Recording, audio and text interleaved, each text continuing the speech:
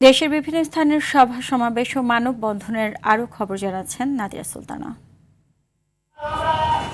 Italy পাচারের সময় সিরাজগঞ্জের উল্লাপাড়ার স্বাধীন নামে এক যুবককে হত্যায় জড়িত দালালদের দৃষ্টান্তমূলক শাস্তির দাবিতে মানববন্ধন করা হয়েছে। কেন্দ্রীয় শহীদ মিনারের সামনে এই কর্মসূচি পালন করা হয়। বাগেরহাটে আগুনে ফুলি বেগম নামে এক বৃদ্ধার ঘর পুড়ে গেছে। পৌর শহরের খারদার এলাকায় এই ঘটনা ঘটে। এ সময় গুরুতর আহত হয়েছেন ওই বৃদ্ধা।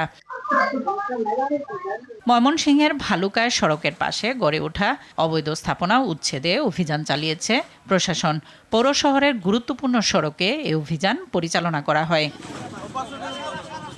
চাঁপাইনবাবগঞ্জের গোমস্তাপুর উপজেলার বিভীষণ সীমান্ত দিয়ে ৫ জনকে ঠেলে পাঠিয়েছে ভারতীয় সীমান্তরক্ষী বাহিনী বিএসএফ। তাদের মধ্যে ২ জন নারী, ৩ জন পুরুষ। পরে তাদের গোমস্তাপুর থানা পুলিশের কাছে হস্তান্তর করা হয়েছে। পটুয়াখালী বিজ্ঞান ও প্রযুক্তি বিশ্ববিদ্যালয়ে তারেক রহমানের স্বদেশ প্রত্যাবর্তন দিবস উপলক্ষে আনন্দ র্যালি করা হয়েছে। পরে টিএসসি কনফারেন্স কক্ষে আলোচনা সভা অনুষ্ঠিত হয়। আসন্ন জাতীয় সংসদ নির্বাচন সামনে রেখে অবৈধ আগ্নেয়াস্ত্র ও গোলাবারুদ চোরাচালান বন্ধে বিজিবি বদ্ধপরিকর। রাঙামাটির কাপ্তাইয়ের ব্যাটালিয়নের সদর দপ্তরে প্রেস ব্রিফিংয়ে এ তথ্য জানানো হয়।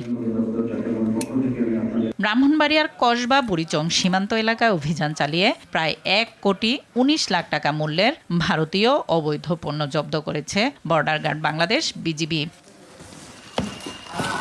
ফরিদপুর প্রেস ক্লাবের বার্ষিক সাধারণ সভা অনুষ্ঠিত হয়েছে। এতে ফরিদপুর ৩ আসনের বিএনপি মনোনীত প্রার্থী চৌধুরী নায়াব ইউসুফ উপস্থিত ছিলেন।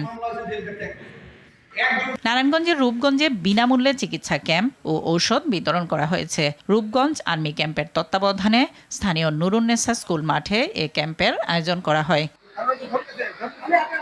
যশোরে অসহায় ও দুস্থ মানুষের মাঝে শীতবস্ত্র বিতরণ করেছে বর্ডার গার্ড বাংলাদেশ বিজিবি। ঠান্ডা বেশি পড়ছে। ঝিনাইদহে অনুষ্ঠিত হয়েছে মাদক বিরোধী কাবাডি ও ভলিবল টুর্নামেন্ট। শহরের বীরশ্রেষ্ঠ হামিদুর রহমান স্টেডিয়ামে এই খেলা শেষে বিজয়ীদের পুরস্কার দেয়া হয়। নাদিয়া সুলতানা, RTV।